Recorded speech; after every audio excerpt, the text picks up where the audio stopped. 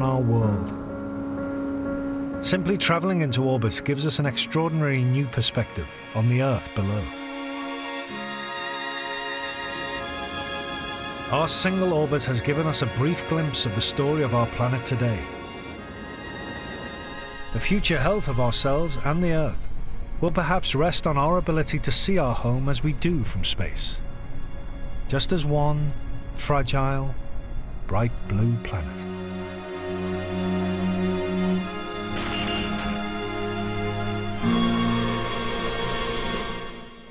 Coming up this evening here on BBC 4, I sincerely hope you've finished your supper. We investigate how life thrives amid death in the strange science of decay.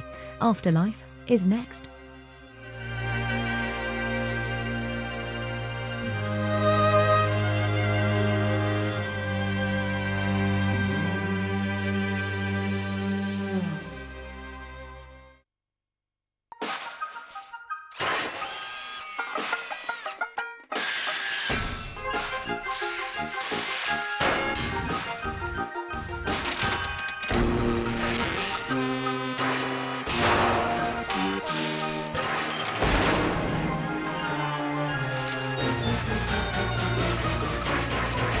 From the Scrap Heap to the Royal Albert Hall. Scrap Heap Orchestra, Sunday at 9:30 on BBC 4.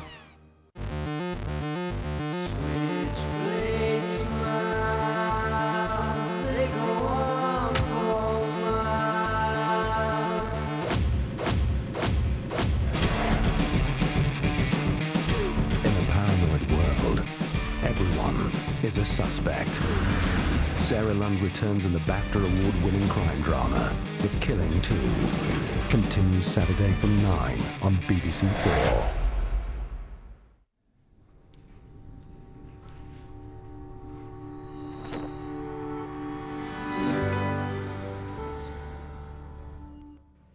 To Edinburgh Zoo now on BBC 4 as a fascinating experiment sees an entire kitchen and garden left to rot. How death brings about life in a brand new programme, The Strange Science of Decay.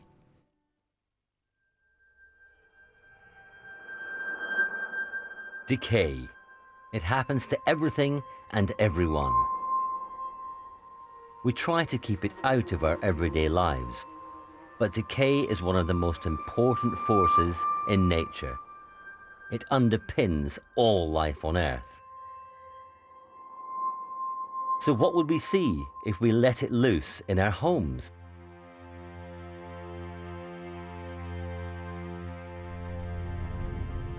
To find out, we've built a home of our own inside this box. We've filled it with everything you might find in a typical kitchen and garden. And now we're going to let it all rot. Well, here it is. A team of engineers, scientists and technicians have spent 8 months recreating a kitchen and garden. On the inside is all the food you'd expect, as if a family were just about to have a party. But also on the inside are the bacteria and fungal spores that are going to start the process of decay. I can't wait to see what happens next. Over 8 weeks, we're going to track every step of the extraordinary process that breaks down and recycles our everyday things. The house will be our lab as we reveal the unexpected order behind the chaos of decay, and will help us understand why life itself depends on this process. At times, what we find might be disturbing and repellent. This is probably going to be absolutely atrocious. But there'll also be moments of surprise. The mold has just covered that entire box as we uncover hidden beauty.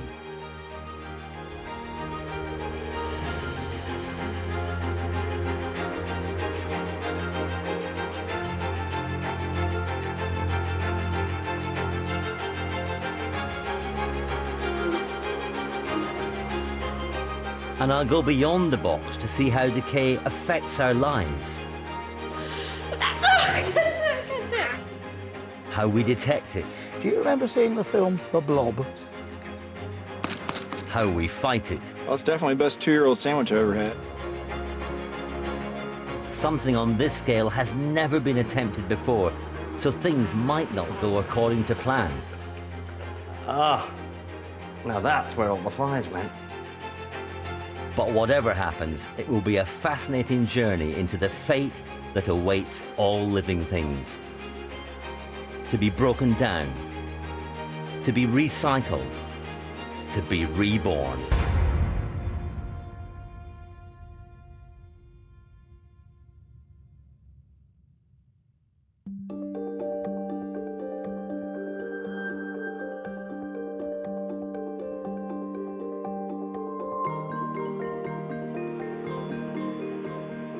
It's a surprising thought. Life relies on death. Living things, us included, can only be made from the remains of dead things. And that's the incredible cycle we hope to capture inside our afterlife house. As a biologist, I can't wait to see what new life will emerge from these dead things by the time we're done. This is day 1. We have 8 weeks to go.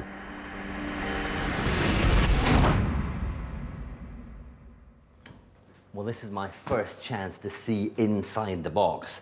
And a party was obviously just about to happen. Over here, we've got cooked rice and chili. There's cups of tea. Over in the corner here, there's a fish. Now, that's going to get very smelly pretty fast. Cheese, fruit bowl here. Masses of fruit flies on that, probably. I mean, we don't know. It hasn't been tried before. Vegetable box over here. Again, it all looks fresh, but that will, in about a week or two's time, begin to rot down. And look at this. A raw chicken, sausages, hamburgers. All this is going to attract flies like nobody's business.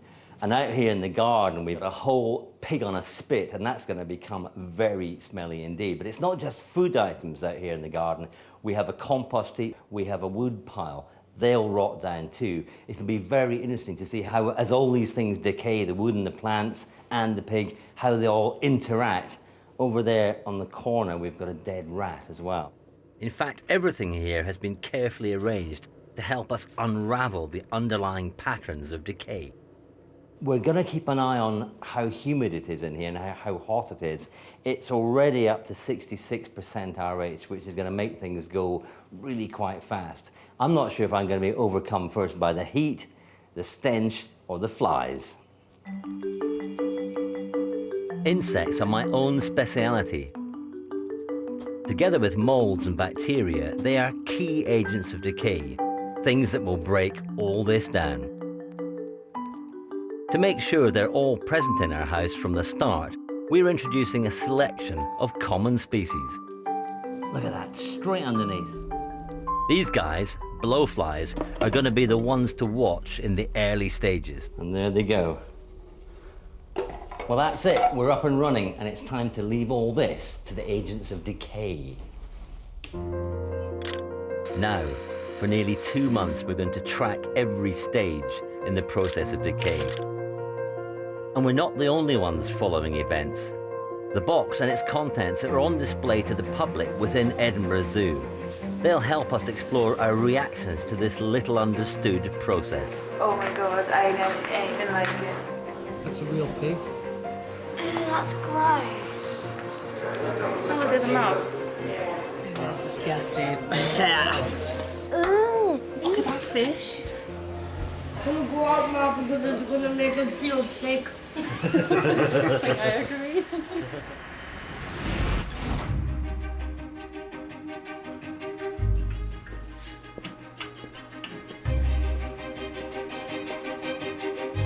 For the first 24 hours of our project, visible signs of decay are subtle.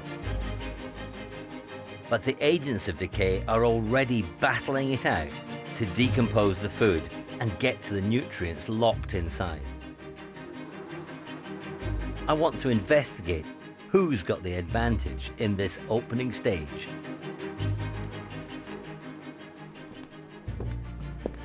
Well, it's the second day and it's really warm in here. It's 25 degrees. That's like a warm summer day. So some things are drying out. the chili con carne is already growing a layer of mold on it, and that shows that there are fungal spores drifting around in the atmosphere all the time and settling out on food. Over here, the sandwiches, which originally filled the whole box up to the top, have sagged down to about half their height. But what's really interesting to me is what's happening over here. The most obvious change so far has been on the surface of our chicken. Our time-lapse cameras show these blotches appearing on its skin over the course of the past day. To find out what's producing them, I've asked Dr. Claire Taylor, a microbiologist, to join me.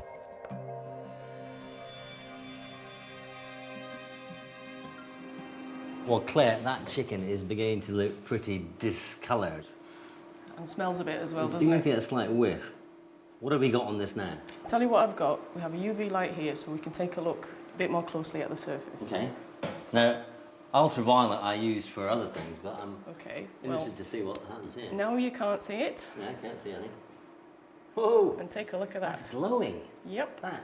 So all these areas are glowing sort of blue. Exactly. So where you can see those glowing bits, Yeah. that's bacteria. Any particular kind? Okay. Well, that's likely to be Pseudomonas.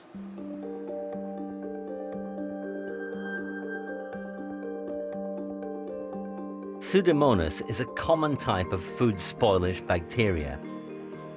Our microscope shows a whole colony glowing under the ultraviolet light. There could be as many as 1 billion individual bacterial cells in this sample alone. In terms of sheer numbers, bacteria are the most common agents of decay on the planet. And on dead animals, they're the first to attack because they're already on the scene. All creatures carry bacteria while they're alive. These Pseudomonas bacteria were on our chicken before it was killed, feeding on its skin secretions. And now it's dead, they've quickly switched to decomposing its flesh.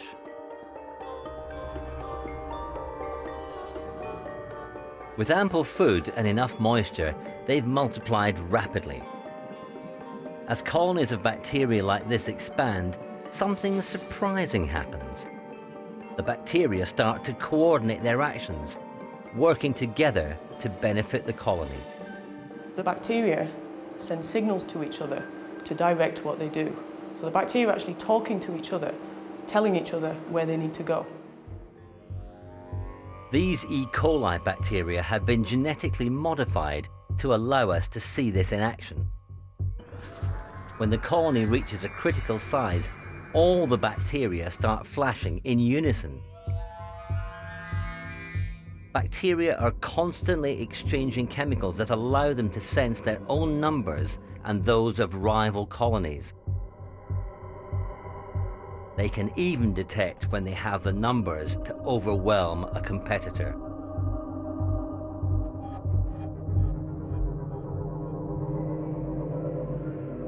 Back on our chicken, these tactics have allowed food spoilage bacteria to gain the upper hand. But their actions are setting off a chain of events that will attract a whole new set of decomposers. As they break down the cells of the chicken to feast on the protein inside, the bacteria are releasing strong-smelling gases. Blowflies can pick up the smell of decomposing flesh within minutes of an animal's death. So it's likely they've already laid eggs in the chicken and other meat throughout the box. We'll find out if we start seeing maggots in the next few days. These gases send a signal to us too. It's our most important clue that food spoilage bacteria have been at work. Right, let's see what folks make of these chicken drumsticks. I want to see how sensitive we are to even the smallest signs of decay. Hi guys, would you care to have a smell of this? Oh, I can smell it. Stop it!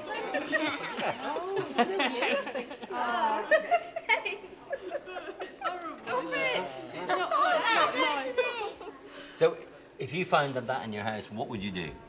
I wouldn't eat it, no. I think I'd put it in the bin. I'd throw it away immediately. Yeah. Immediately. Yeah, it's disgusting. We fight a daily battle to keep this kind of decay out of our kitchens. Looking around the box already makes me think about what a challenge this really is. Decay is a relentless opponent. So I'm interested in exploring what we've learned about delaying its effects. And in America, there's a team that's taking on the ultimate food preservation challenge. Enemy contact, Bravo 5-2. Keep your head down, it's gonna get shot off you. Now, this is not necessarily the first place I think of when it comes to the latest advances in food science. But the US Army is right in the front line in the war against decay. Feeding an army in the field has always presented a challenge.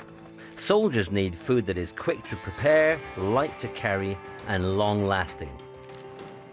Traditionally, the US military uses vacuum-packed food called MREs, meals ready to eat. Special packaging stops moisture and oxygen getting in so bacteria can't grow. MREs have a shelf life of 3 years. There's a problem though. MREs are not exactly popular with the people who have to eat them. Hands down, worst MRE made is the veggie omelet. It's like eating, I don't know, just wet, soggy cardboard is the best way I think you can describe it. If I had to eat an MRE every day, that would basically suck. So when the army went looking for ways to spruce up the menu, it wanted something more appealing. Something that was quick and easy to eat and could deliver the huge amounts of energy that soldiers require. The solution was a surprise. A sandwich. But not just any sandwich. A sandwich that remains fresh and tasty in the field for up to 3 years, without refrigeration, freeze drying, or the need to add water. That is extreme preservation. So how did they do it? Food scientist Michelle Richardson was part of the team that developed the sandwich. Her first challenge was to control the moisture you'd find in a typical sandwich.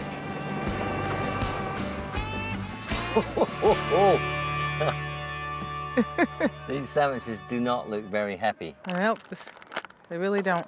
That's a ham and cheese wedge. That's been in the car for 3 days. If we open it, we'll just have a look at this thing, because it's if you had that in your backpack for 3 days, that was just a normal shop-bought sandwich.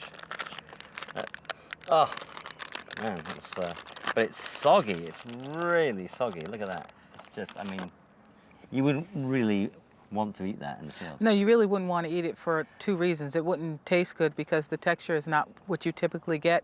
And then also, because of that moisture excess, you may have bacteria growing in it. If you can control the moisture, you can slow down the process of decay. Without water, bacteria cannot grow. That's why drying is the classic way to stop food decaying. But a sandwich without water would be inedible. So Michelle has taken inspiration from another classic preservation technique. Well, this right here is strawberry jam. As you can see in here, it's very firm. Yeah. It's made from strawberries. Most fruits and vegetables contain a lot of water, like probably 95% water. Okay. But by adding different ingredients, what that does is that it holds the water in very tightly. Right, so it's locked away in there. Mm-hmm. Yes. The sugar added to jam acts as what's called a humectant. It traps the water from the fruit inside the jam. That's why the jam is moist enough to spread, but doesn't make the bread go soggy. Crucially for the battle against decay, the water is also now locked away from bacteria.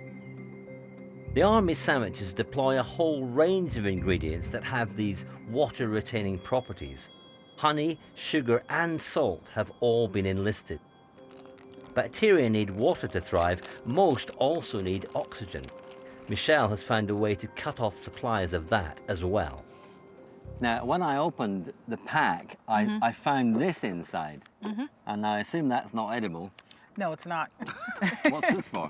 This is an oxygen scavenger, and basically what's contained in here are little iron shavings. All right, iron filings. If there is any oxygen or moisture still inside the packaging, they'll react with the iron filings and become trapped in a layer of rust. This will prevent, yeast and mold from growing, as well as bacteria, but it also will prevent any chemical reactions that require oxygen from taking place. This is one seriously high-tech sandwich. Yeah, it is. These simple but ingenious solutions have combined to make a food that is highly resistant to decay. But the ultimate test is whether anyone wants to eat it. Well, it's definitely the best 2-year-old sandwich I've ever had. And there are a lot of new ones I've had, too. I'm a big fan. I like the bread. The bread just makes it. It's definitely great, especially 2 years old. These sandwiches don't stay fresh forever, but they do show that if you can reduce the moisture and oxygen that bacteria thrive on, you can hold off decay for a very long time.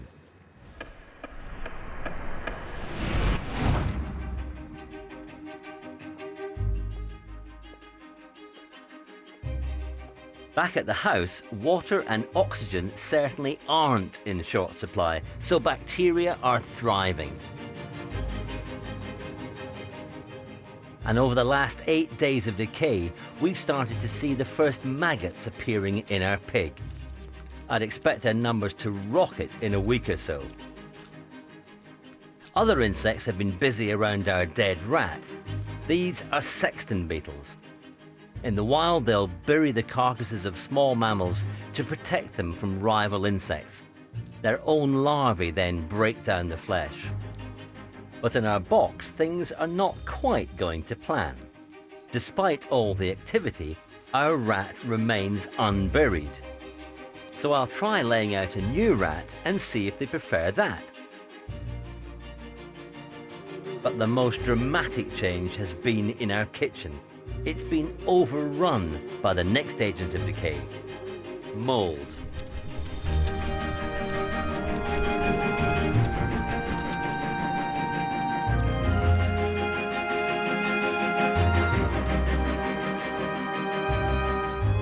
Molds are masters of decay.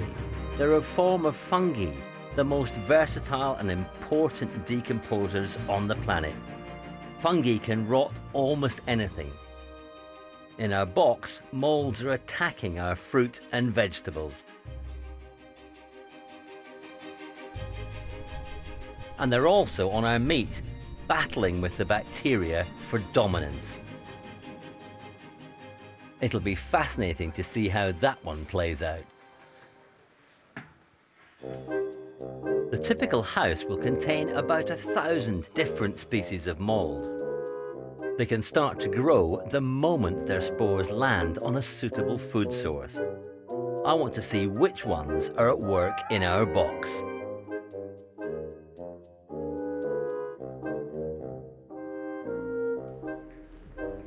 Well, in the kitchen, there is mold absolutely everywhere. The vegetables in the tray here are covered in fungus. There's at least 3 sorts of fungus I can see. The hamburgers, the sausages, even the hamburgers are wrapped up and they are covered in mold. And that's looking quite, ooh, that might blow at any time. The soft fruit particularly have been attacked. The peaches have gone, really, there's mold everywhere. The melons, just incredible. It's really been hammered. Look at that, it's just covered all over there. I'm a little bit nervous about taking off this lid because this is going to be, that's an incredible smell. It's almost sweet.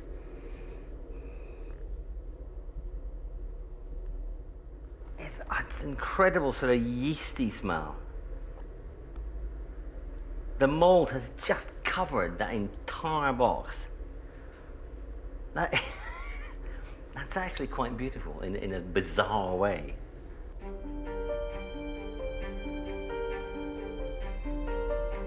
It's like just furry growths everywhere. That's amazing. That's only a week.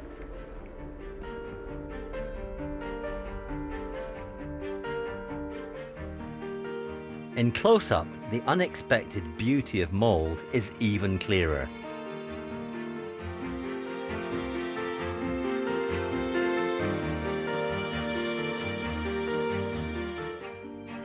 These networks of filaments we see on the surface of our bread are the fruiting body of the mold.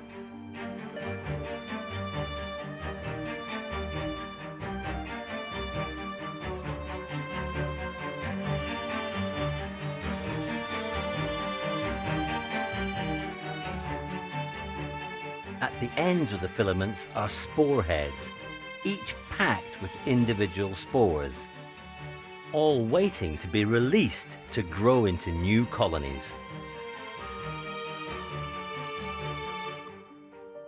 There are 500 spores in every cubic meter of air in the average home, so there's plenty of competition for the chance to attack our bread.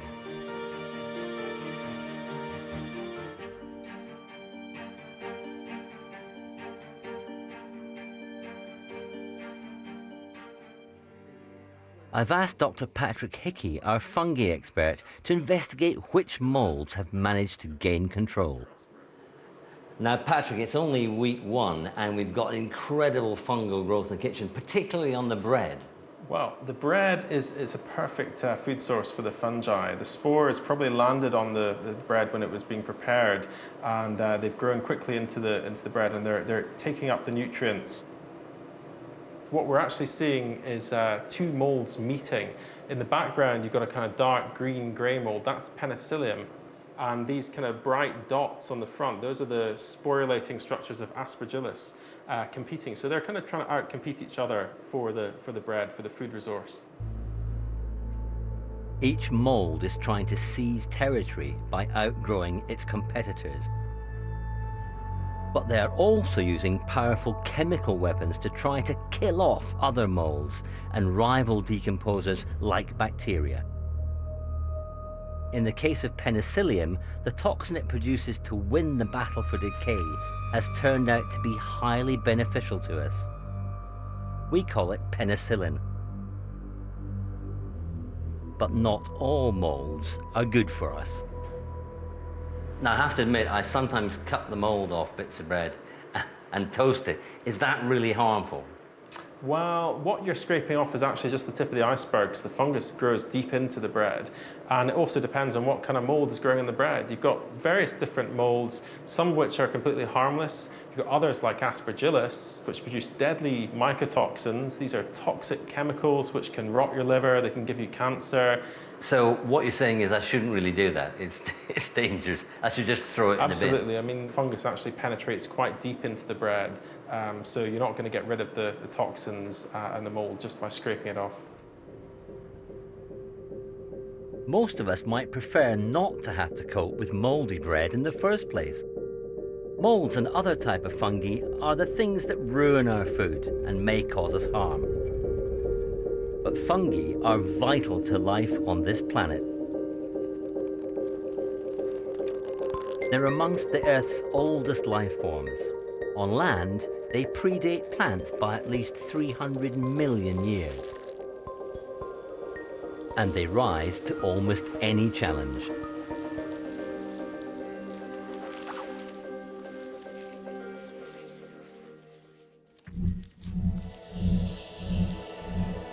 There is a fungus growing inside the brain of this ant. It's producing chemicals that control the ant's behavior, forcing it to climb to the top of a plant. Then the killer fungus bursts out of the ant's head, allowing its spores to spread.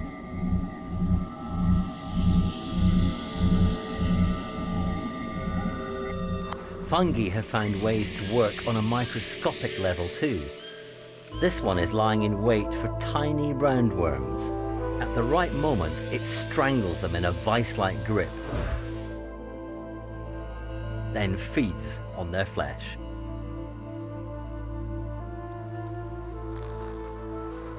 But it's fungi's unrivaled ability to decay organic matter that makes them so important to us. A world where fungi couldn't decay things would be a very different place. To see just